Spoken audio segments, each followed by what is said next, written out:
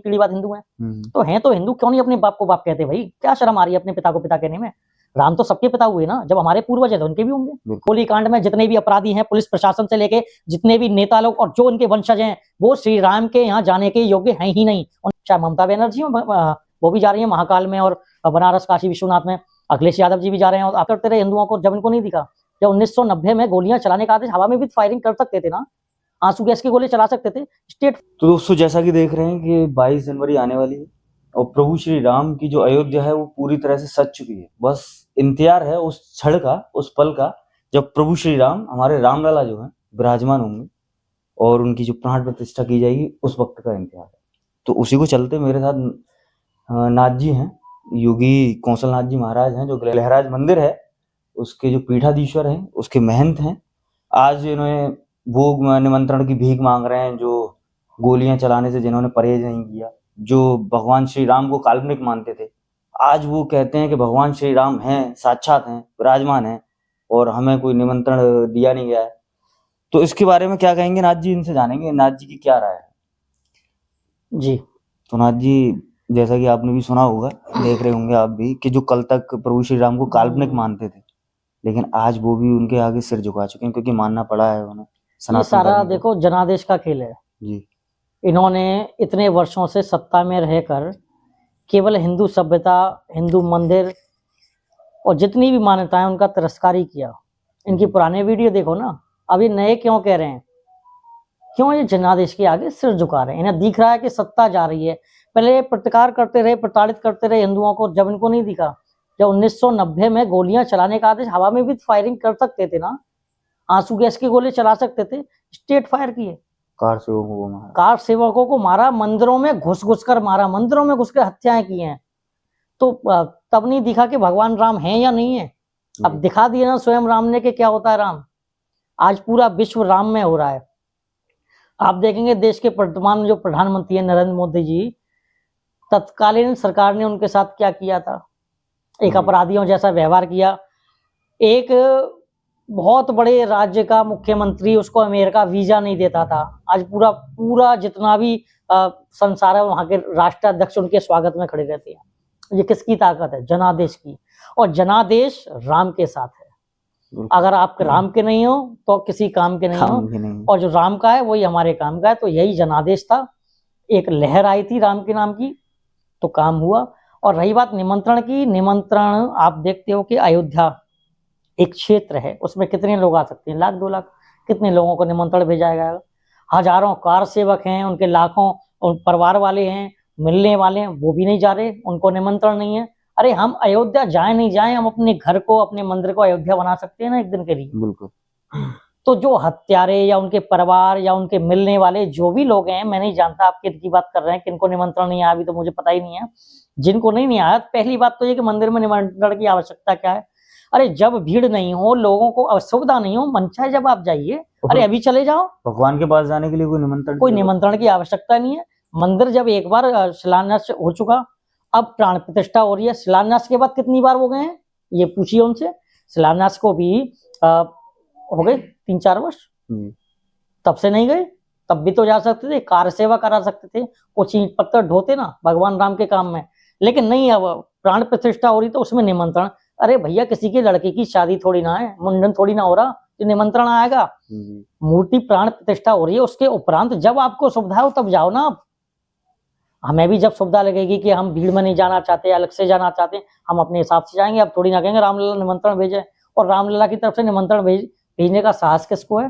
बिल्कुल। एक प्रक्रिया हो रही है, उसमें कितने लोग आएंगे, कैसे आएंगे, उसकी योजना हो रही है, वो हो जाएगा, उसके बाद कोई भी जाओ। तो तब जब 3 दशक से ऊपर होने को आए नाथ जी, तो तब इन्होंने जब गोलियां बरसाई थी कार सेवकों पर 90 में, तो तब इनको कोई दर्द का एहसास नहीं हुआ जो आज इनको दर्द नहीं? उसके बाद काफी बार वीडियो भी ऐसी थी कि उन्होंने सही किया, ऐसा उन्होंने समर्थन किया है गोली कांड का। मेरे ख्याल मुलायम सिंह यादव, स्वर्गीय मुलायम सिंह यादव जी जो तत्कालीन मुख्यमंत्री थे, उन्होंने इस बात का समर्थन कई बार किया, कई मंचों पे किया है कि, और ये भी कहा है बाबरी विध्वंस मेरे जीवन का काला अध्याय था, ऐसा कुछ करके। अब देखो, मुस्लिम जो हैं वो भी हमारे भाई हैं, क्यों? उनका डीएनए हिंदू ही तो है। जी बिल्कुल सही बात है। 3-4 पीढ़ी बाद क्या होंगे, वो रामलाल श्यामलाल उनके पिता होंगे। नहीं, आप ज्यादातर देखें तो यही है कि कन्वर्ट हैं ज्यादातर देखो, भारत में पाए अरब जाते हैं। से मुसलमान आए मुट्ठी भर, जी उन्होंने यहाँ कुछ जो भी किया अपना वंश बढ़ाने के लिए, जिनको भी अधीनस्थ किया उनके द्वारा वंश बढ़ाया।